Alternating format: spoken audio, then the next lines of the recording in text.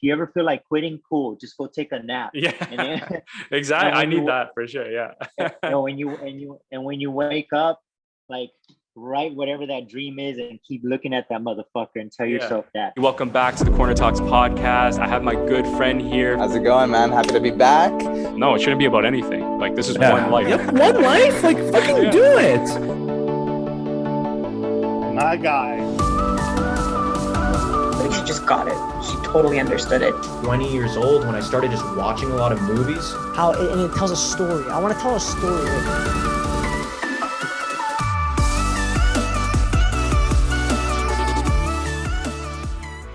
Talented rock star Jimmy Swagg. What's going on, buddy? How are you? Good, man. I'm full of rock and roll. I'm ready.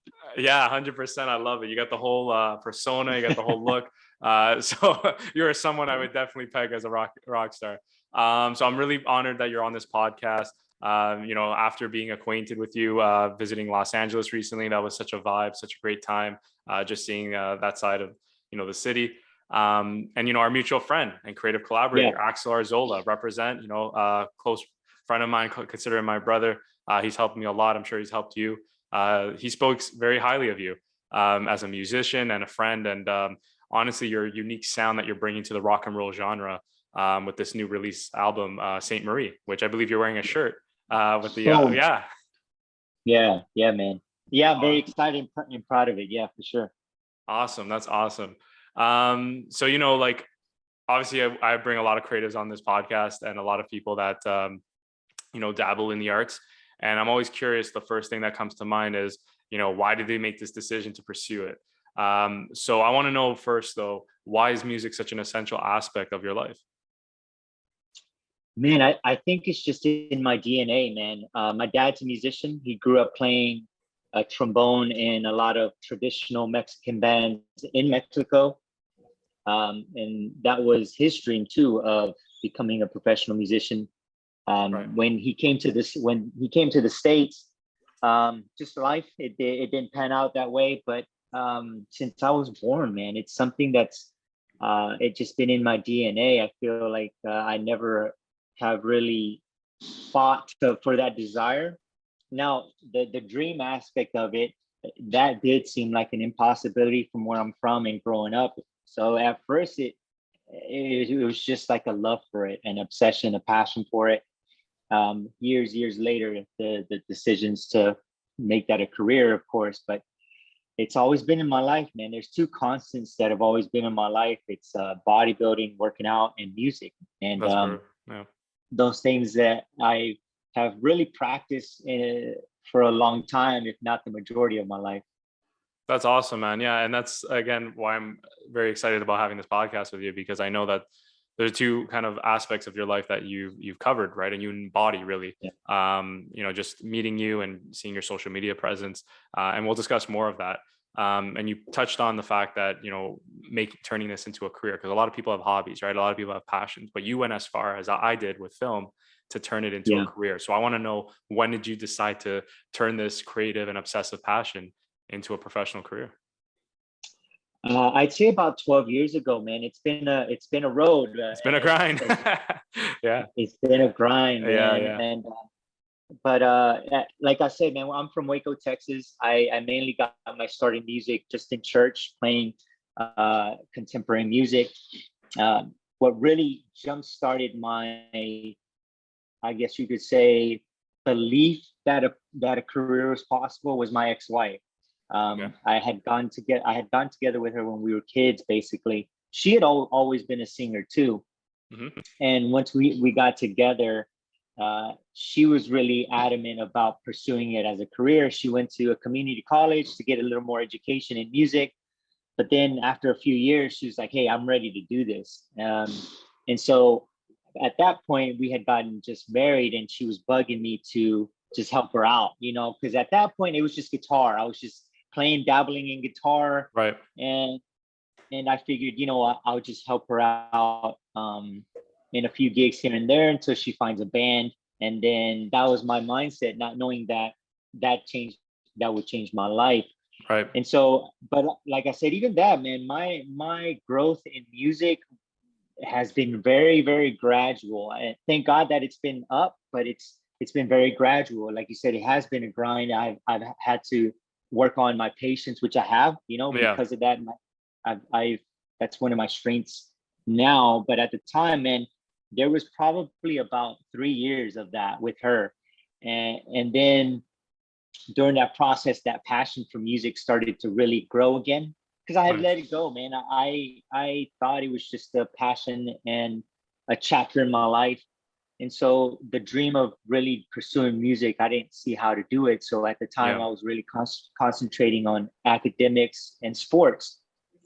But through my ex-wife, once we started getting that going and that passion really busted open for me, that's when I decided. I was like, hey, we need to do more of our own stuff, like original stuff. And then that was really the birthplace of what was to become our first band together. Right. And then after that, it was just on. So it's been about a 12-year process, man, of being in bands, and then eventually leading me to my own solo career today. Yeah, that's awesome. What a story. I had no idea that it started that far back, and also with a relationship, an ex-relationship that you had. You're saying that you cultivated this passion with your ex-wife and you created a band together. Wow, that was amazing. But the fact that you proved it to yourself, it wasn't just another chapter in your life, or it wasn't just a fleeting passion. It was something that was with you always, because soon after that relationship kind of ended and you continued with your own kind of direction, it stayed with you, right? And you continue to be a musician to this day. Would you say you were describing how like life got in the way, and how it made you question if music was really your passion? Did you feel a sense of discouragement or a lack of motivation in the art form, as opposed to now, maybe that you're flourishing because you have maybe more of a focus?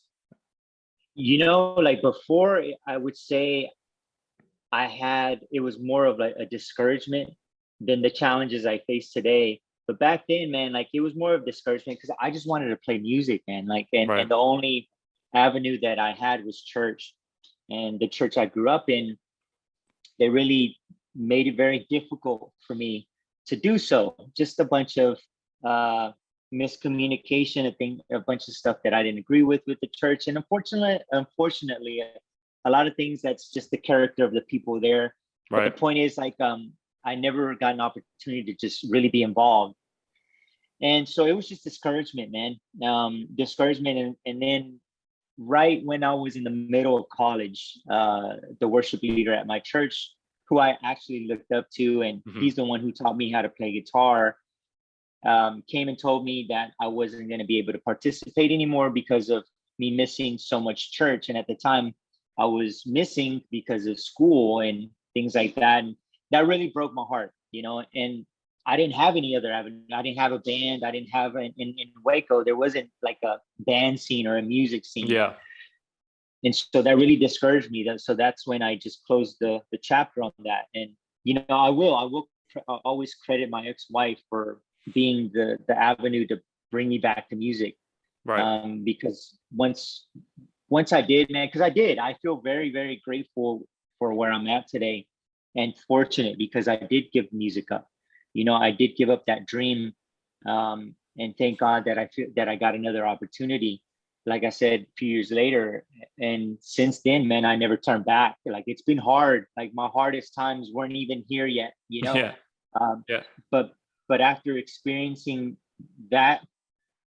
those years of my life where those really were dark years, man, because I felt lost. I felt like I had, without knowing it, I felt it though, like that I had put to rest a part of me that was me, that is me. Yeah.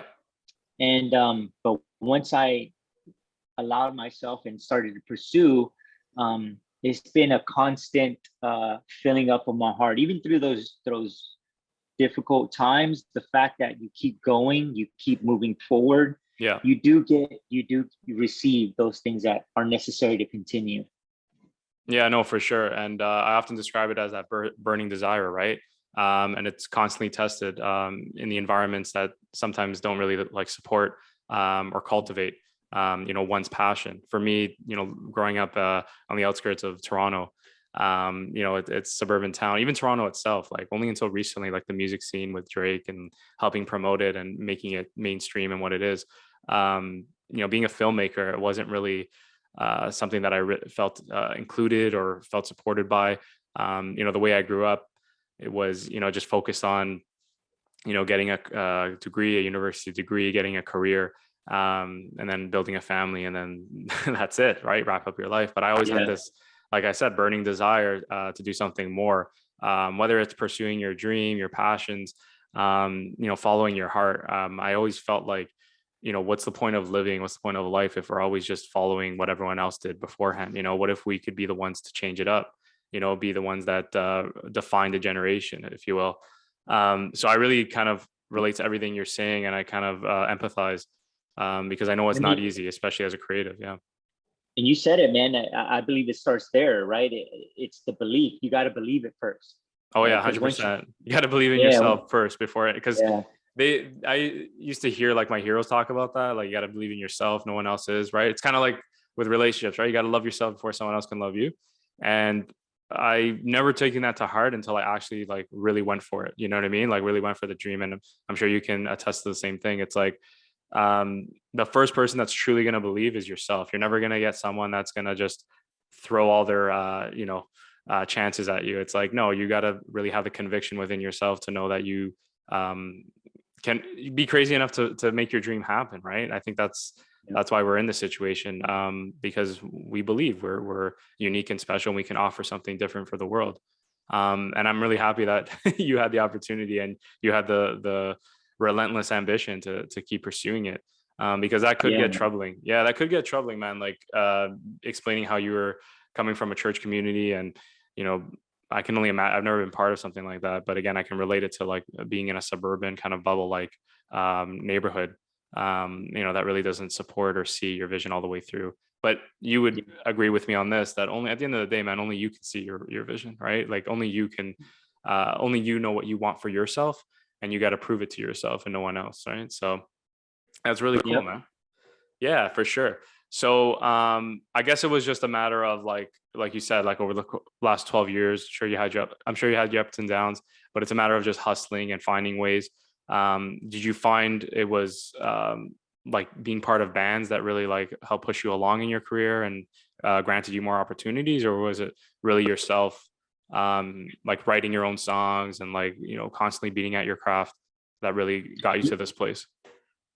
It was all of it. And I think also too, what played huge was me and my ex-wife's relationship. We were very close, and then we both were in love with music. And I'm the kind of person though that anything that I do, I throw myself all into it. I love it. I'm obsessive over it.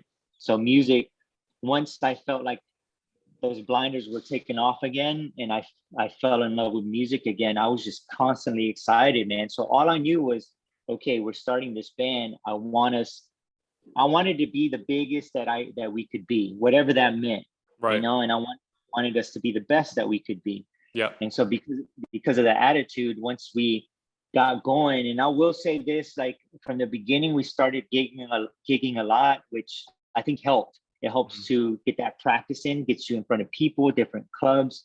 It just throws yourself out there, And so I just started learning right away, man, and then learning the industry a little bit. And then once we went through that first year, that's when I had another like epiphany, like, wait a minute, I can do this myself. Because I was like, at first I thought we needed a manager. It felt like the progress had kind of came to a slow burn.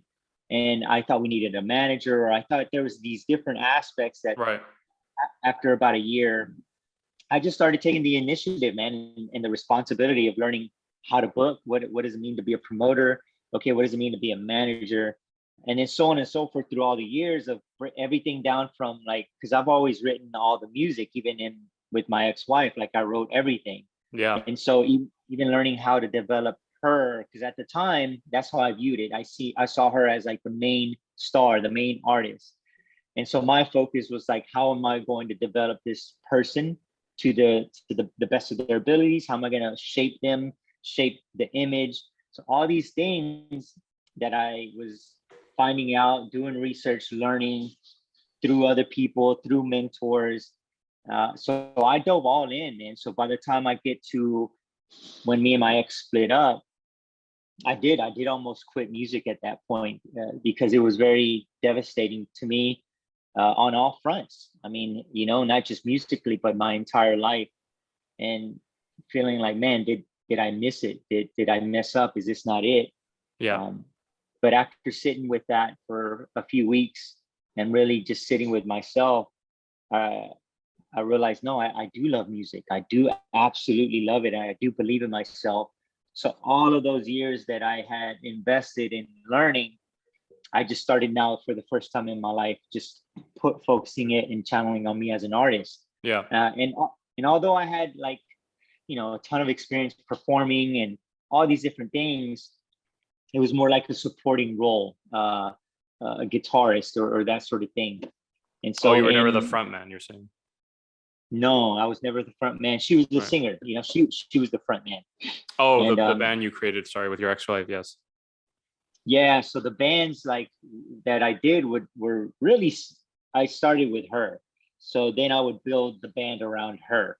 And so even when we moved to LA, I reinvented ourselves too, you know, because at the time we were transitioning musically, and I was constantly searching, always looking for ways to be better with her on that. So I think that's what gave me also the experience that I use today to see myself from another perspective of like, what is Jimmy Swagg? Okay, what do you need to work on here, man? What does that look like? So on and so forth, where I can look at myself in that way and be honest to continue to better myself. Yeah, no, it's important. I like that you said you had to reinvent yourself, especially coming to Los Angeles. You see it many times on the music scene, or really any you know, form of art, or any industry, right? Like you have to constantly be improving on yourself and developing your craft, you know, how you present yourself to the audience as well. But one thing that I really like noticed, and a lot of creatives, that's why I love doing this podcast, is because I bring on individuals of our caliber, or at our level, you know, up and coming, right? On the rise kind of thing. They have to be autonomous, right? They have to really like govern themselves and make decisions themselves. And that's something that I've been experiencing, you know, heavy-handedly with a lot of projects that I do, you know, clients I deal with. I'm the manager, I'm the agent, I'm the publicist, all these different things. And, you know, it's tough. It's a grind. Like, that's why I take that word very seriously when I mention it to you. I don't say it lightly. It is really a grind, because there are days when you just want to bang your head against the wall. But at the end of the day, I really do believe like it serves us, you know, for the better, it makes us stronger. And that's something, again, you're an advocate of, both mentally and physically, about being, you know, a strong, persevere kind of individual, that kind of like, you know, embraces the pain, you know. And yeah, man. And when I think for me too, what I use in my head as an advantage is I've lived that way, not pursuing my real dreams. I know how that feels, you know. And so these days, the toughest thing I ever faced doesn't compare with the thought of quitting, because I quit already. I already lived that life, and you know, like that feeling. Yeah, man. So it's for anybody listening, the relief that you may get from that momentary of I'm gonna quit and do something comfortable, it's not gonna last, and it's gonna leave you just a deep hole. So it's always great to continue, because you can take another step if you just think of it that way. Like sometimes we're fucking running that day, you know, and other days it's just one step, you know, and that's okay. But that's okay. Keep going. Yeah. I like that a lot, actually. Yeah, because on my darkest days as well, right? You know, I'm experiencing them recently too. It's like as long as I just pick up myself, you know, get out of bed and do something, whether it's toward my dream or for myself, that's a win, right? That's a win against doing nothing at all. And you know, I'm going to get into now like your whole like fitness regimen and, you know, your active lifestyle, because I really respect that, and I wholehearted mean that, because Thank you. I go to the gym, maybe not as intensely or rigorously as you, but I still go every morning, and I push myself, because even if I have a day that I haven't been productive at my craft, at my dream, because that's what I consider to be a metric of success for the day, I know in my heart that I've done something with myself that will better my well-being, right? So getting into now, like, you know, your lifestyle, your fitness lifestyle, you're very you're a relentless advocate for going to the gym and staying fit. And simply viewing your profile, you know, you can't dismiss that you have an incredible dedication toward music, as well as your consistent days working out. I want to know, why do you avidly preach a fitness lifestyle to your audience? I feel like I stumbled into the deeper meaning of it very early on. I started working out when I was 13 with weights, but as far as being active, I was always an active kid, very, very young, extremely active. And I always knew that I wanted to eventually look like my toys, you know. I didn't know what that meant. But again, that's one thing that since I was born, I can remember I've had this curiosity and passion for. But anyways, once I got into lifting, I got my ass kicked, man. Like, it wasn't easy. That it didn't come for me easy at first. My introduction was through football.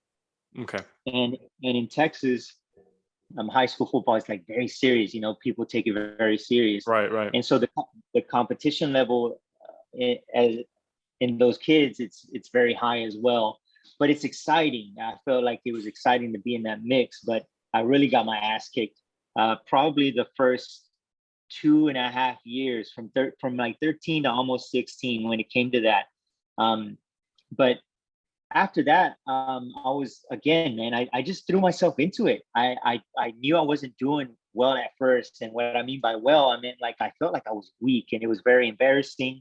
And it felt like, but all these different things that people starting out feel like that are normal, I see now, don't realize that those things are normal, right? And so that's why I have a passion too for helping people understand the mindset of like, it's okay and how to work through it. But anyways, it was mentors, man. I had very early on coaches and bodybuilding mentors that taught me. So by the time I'm 20, man, I already have 7 extensive years of experience. You know, I didn't stop, and I didn't stop asking questions.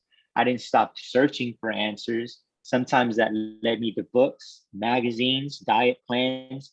And this was like really before the internet. And so I literally had to go to like the library, you know, or the magazines, or search out certain people, or if there was a gym and I saw somebody, I would go talk to them. I would go ask, you know?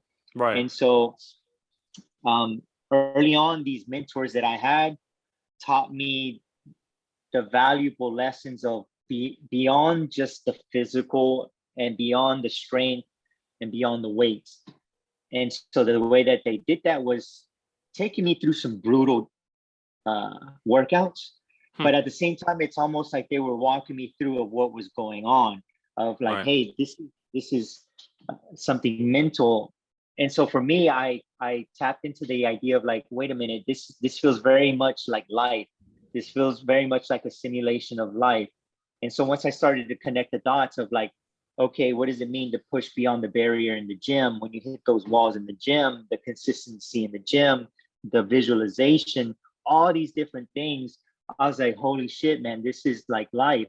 And so once I made that connection and started to apply that to the gym, and what I mean by that is like visualizing, what do I want to look like? What do I want my entire body? What does that look like in a workout? So visualizing my workouts the night before, writing everything down, not just my workouts, the sets, my measurements, and then in the gym, asking myself before I start, how far am I willing to go today? Am I willing to go to the pain threshold? And then how deep in there?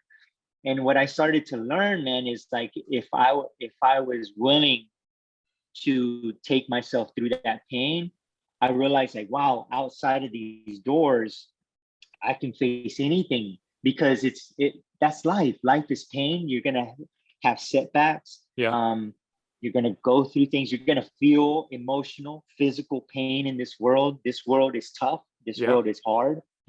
And so I found that I'm a big advocate, because I feel like the gym is a huge tool for everyone that you can tap into, and for me, man, it's not even, I've had friends in the past say, hey, I want to work out with you because I want to get, am I going to be able to get a bench of this much or a squat?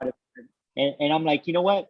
I don't ever think about numbers. You will, but just, and as cheesy as it sounds, man, it is about the process. When you fall in love with the process, the numbers or the results or the money, and trust me, I'm still working on a lot of these things too, but it comes, but it's settling your mind. And so that's why, man, I feel like I encourage everyone, and anytime anybody has the opportunity to be around me in that, I'm passionate about infusing that knowledge, because that's power, man. That's power that we possess. And the gym and pain like that, it allows you the opportunity to tap in and practice. That's really how I see it. Yes, you're gonna get the body that you want, but really the lasting effects of that body only come if you turn that into a lifestyle, and only come through the discipline, and only come through forming then the mind. Right. So it's not just like, I'm gonna go to the gym, I'm gonna lift. It won't happen that way. So once you start to formulate all those concepts that you're learning in the gym for this physical body, if you can just change now then the perception that that's exactly life, take it outside of here and do the exact same thing, and you're going to get the results you want. And so that's what excites me, and that's what I love teaching everyone. But at the same time, it does come through some pain, you know, it does come through some sacrifice and dedication. No, for sure. And you said some really valid points there. I've always seen the gym too, like as a metaphor for life. And the more I consistently train, the more I realize, you know, how it can be learning lessons, right? One being, especially, I keep bringing up the term pain. But that's what it is, right? As you get older, I'm for myself, I'm just experiencing it now. Life is painful. Life is really cruel. And I have an expression every time I work out that I take it outside the gym too. And I always say, settle into the pain, embrace it. Yeah. You know, a lot of times people want to maybe face off with it or run away from it. Right. But I have a different perception of it. It's more of like the ice baths, you know, like, hey, learn how to settle into it. Exactly. Learn how to embrace it. Because if you can learn to do that, that's when you really will tap into another superpower of yours. And look, people use the gym for different matters, right? At the end of the day, like we're discussing about using it as a platform to embrace the pain and remedy that feeling in our bodies. For me, like one thing is more so than the pain, it's like anxiety, or any time I like, you know, dread the day. I have like some sort of physical sensation in my legs. It's kind of strange, but like when I have anxiety or anything like that, stress, and when I go to the gym, it all vanishes. Really, it's still there. It's still present in my mind about, you know, there's always that fear, the concerns of things not happening a certain way, or if there's like a deadline I'm facing, or, you know, situations with the business. But at the end of the day, like by choosing to go to the gym, I'm taking an active part in, you know, preventing anything from coming worse out of it, right? Like helping to attend to the situation as opposed to ignore it. And I think that's what you mean by going to the gym. It's like, it's helped you hit life head on instead of running away from it.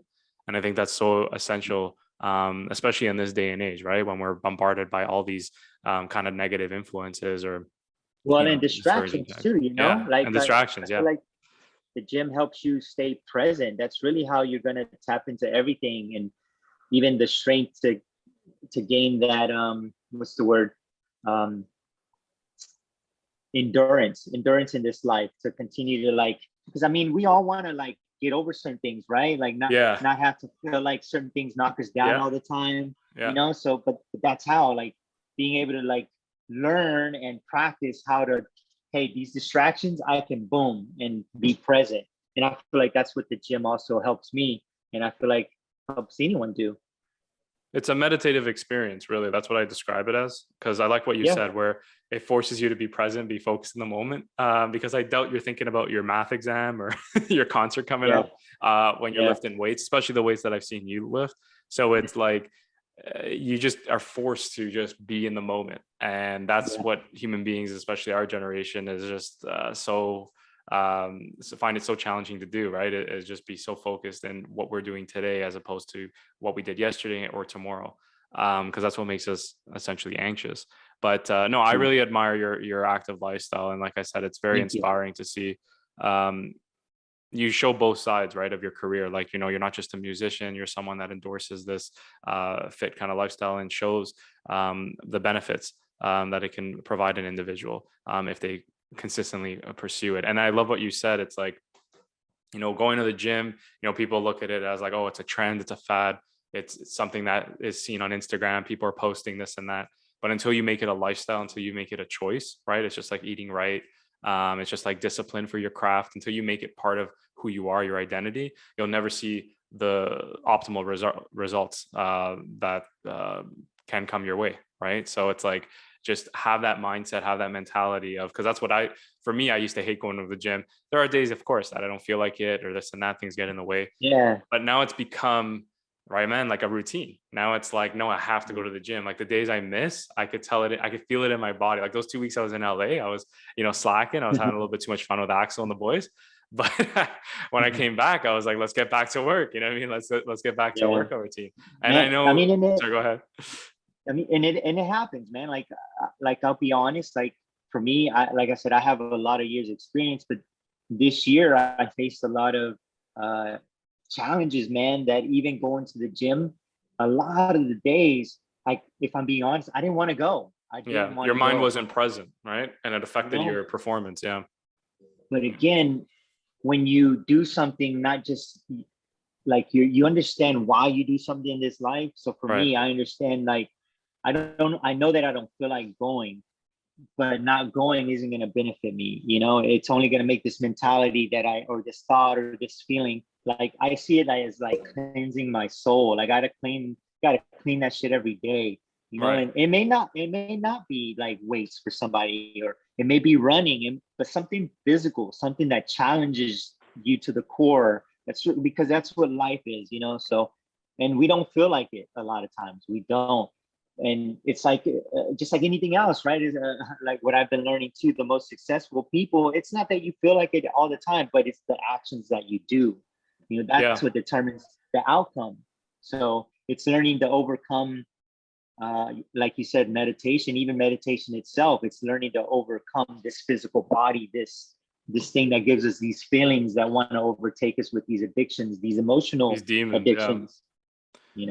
No, for sure. And that was well said, right? Like, and that's why I keep relating it back to discipline, because a lot of successful people that you hear, they don't always feel the motivation, right? Motivation isn't like consistently present in their life.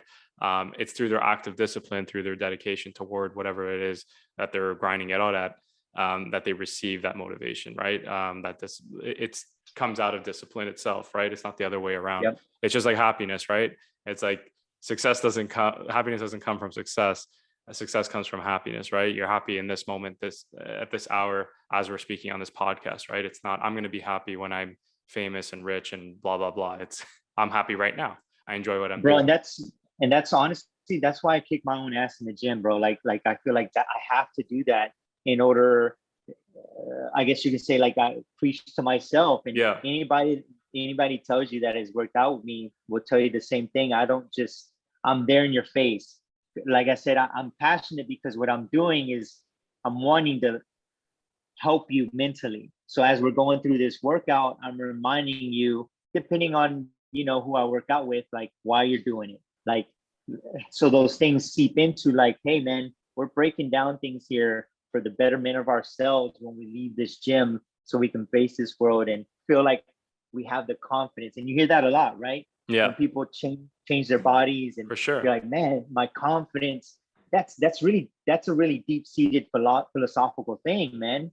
And so like, if you can just become aware of those concepts and become aware of those things that are happening, when you really do transform your life. So when you leave the doors of that confidence is through the roof for you to act different. Yeah. And I love that, because essentially what you're doing is callousing your mind and their mind as you train them. Because it's a mental game. As much as people think of the gym as a physical game, you proved it to yourself. If you go there and you're not present, you're not in the moment, you're feeling discouraged, you won't be performing as well. And it's happened so many times. And I've read so many articles where they've proven scientifically that the only way to see results, the only way to really get an optimal performance is to have your mind present as much as your body, and to be in the moment. And I love that you taking those measures by, like, you know, preparing yourself the night before, visualizing yourself, how you want to look, because that's all necessary to getting to the goals you want to achieve. So I really commend you for this, you know, for this whole like fitness lifestyle that you preach.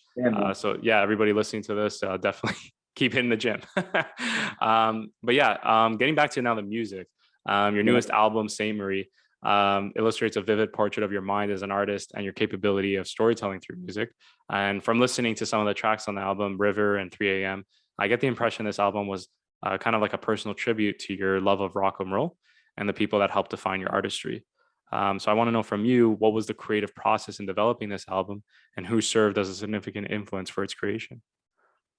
Yeah, man, that's a deep question. But it'll start, the motivation, the inspiration, probably it's my late mother. Okay. At the time, this was 2020. So right before the pandemic, I was writing. I got back to writing a lot of new music, and Nice. I was feeling frustrated, man. I was feeling like the Jimmy Swagg persona and all of that had really grown for me in the year that I had started it, but then it got too dark with all the personal things I was going through, and just letting my life, not in a good way, go wild, you know. And just now I see, like, I was trying to drown out a lot of the things and turn down the volume a lot of the things incorrectly. And so right before the pandemic, I always use writing to just let my emotions out, whether that's my journal or writing music. Right. So for me, writing music is very intimate. And so I had been writing music, then the pandemic happens. And then shortly after that, my mother passed away. And in that whole year, it was just a very challenging time for my family.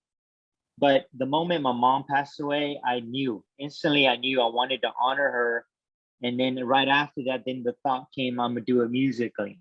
And so Beautiful. it really just happened organically. You know, I had been working on these songs. I didn't know why. It wasn't like I had this plan of like, I'm gonna put out an album. I wasn't even thinking about releasing anything. It was more just writing.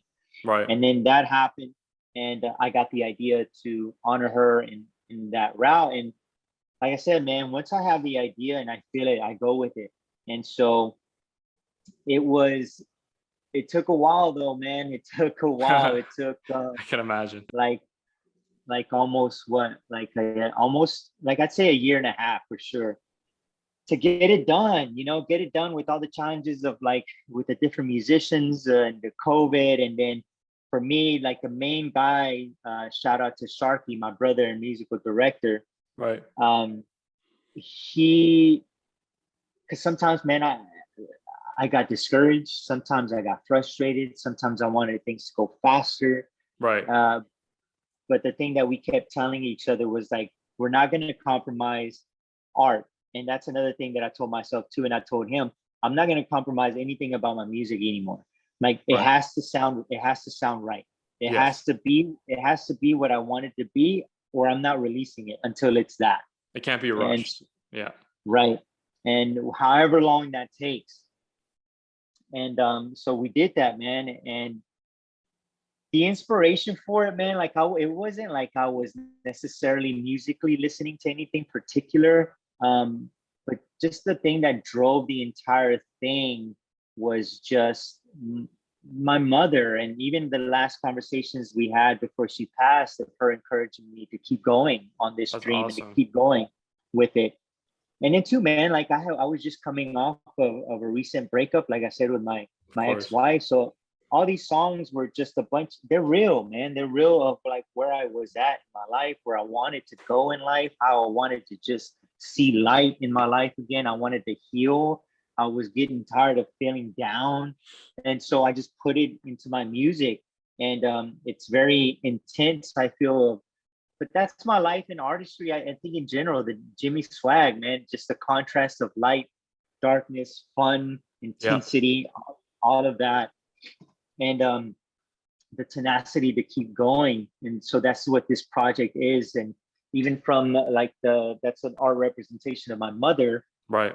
all of it, man. I wanted to have something that I could say, whatever happens in my life, I know that I have this piece of art forever that I know that I honor my mother with. And to me, that made me happy, man. And to me, I knew that was the ultimate way I could honor my mother and show my love for her in a musical way. Because like I said, even when things got very difficult for me and even her, and because it was about a 5-year battle with her health, but even when no one else believed, she did. She believed in me. She was the one encouraging me, even as a kid, was always encouraging me and cultivating those ideas of mine and my passions.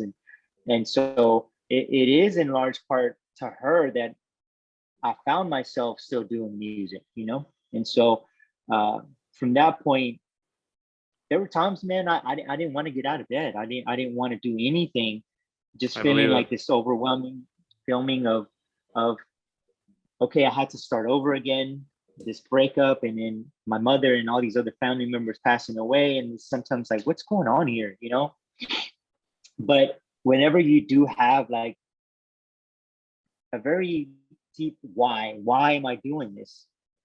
And for me, that was family. That was realizing myself, not just for the material aspect of it, but myself as a person. That's what helped me like continue on with that as well. Yeah, no, I would never like, dare to kind of be in a situation where I would compare with someone's misfortune or their loss, because it sounds like you went through a lot yourself. But at the same time, I can relate with my own kind of path, more so like to like a breakup or like a relationship not working out. I kind of understand what you mean by like starting new, starting afresh.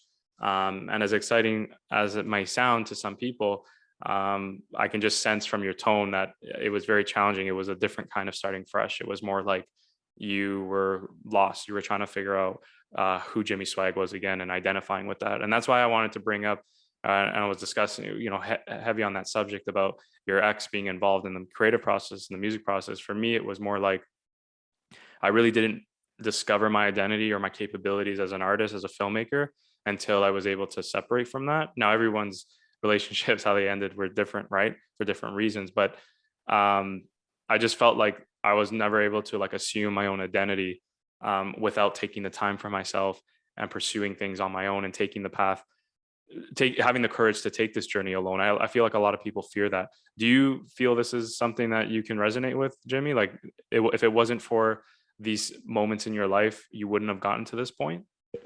Absolutely. And it's so hard. Because I start to think about myself as a teenager. I'm like, damn, bro, like there's a reason why you hear these things a lot, right? Of like, because we could give somebody the answer, and sometimes in our arrogance of youth, we think like, I got it, or I can muscle through anything. But it does resonate with me, because as I sit here today as a man and looking back, I was like, those things were necessary for me to go through as an opportunity, because I could have taken different paths or made different decisions along the way. But who I am today, I'm super proud of who I am today as a man, more than anything else, even as an artist. And awesome. For that, I'm grateful for. But that came through the challenges, man. They came, right. And when I say challenges, I also mean failures, my own failures, a lot of mistakes that I made. Yet the wisdom and the growth came when I took accountability, when I was responsible and said, this is everything that's happened in my life is because of me. And so that even accelerated my growth exponentially, is just saying, no, the power is within me, the good and the bad. And so that does resonate with me, because I do want people to realize that don't be put off by challenges, or even if you're going through challenges now, or even if you've made major mistakes, that's still okay. That's still part of, you're still writing your story. It's in how you perceive it, and the visualization again of the future. Otherwise, if you keep putting yourself down or feeling like, fuck, I messed up, you're just continuing the cycle of the past life. Yeah. But understanding, like, I think what's helped me too is realizing, hey, change the perception. In order to win, you need losses. In order for that next sunshine, you need the darkness. It's okay. So understanding those things of life has helped me maneuver with more ease when I face challenges. Yeah, and I always like relate it back to the gym, like especially because we're having this conversation. You know, when you have a fit body, you know, a hard body kind of thing, it's a reflection of the hardship you've endured, right, to get to that level of fitness. And that's like with your career, right? Any successful person, the reason why they're revered and admired, obviously, it's the work that they produce, the talent that they possess. I mean, but the reality is human beings are fascinated by what they had to endure. What was their journey like? And as much as I was always like hard on myself, you know, oh, why do I have to deal with this? I don't believe this guy has to deal with this. Maybe it's just me. When I take a step back, as I said, it's going to make for a better story, because these moments are going to harden me. They're going to make me stronger and more capable of withstanding any obstacle that I face. And I think that's a great mindset to have, Jimmy. Like, you know, that attitude is to kind of overcome any kind of like obstacle that you encounter. And then it's like you said right now, right? So it's paying attention to what you say, paying attention to what you think. Why do I think that way? And then going back to the sentence you just said, you'll really tap into that part of your power when you don't even have to mention other people or others' journey, or like, why is this person in that? And I say that because, like, I know we all struggle, I think, sometimes with that, right? Like, of course, you're like, fuck, man, like, I know I'm doing everything right. Why is this person like succeeding or whatever? Exactly. The reality is we don't know everything. We don't know what that person just went through, maybe, or maybe the facade of what looks like success, but behind the curtain is terrible. I've witnessed that. So it's like, when you, again, distractions, that's what all that distractions, yeah, man. And I admit that, man. Yeah, no, that's why I revere you. Like the fact that, like, you know, just the mindset you advocate, right? Like, it's just a focused mindset.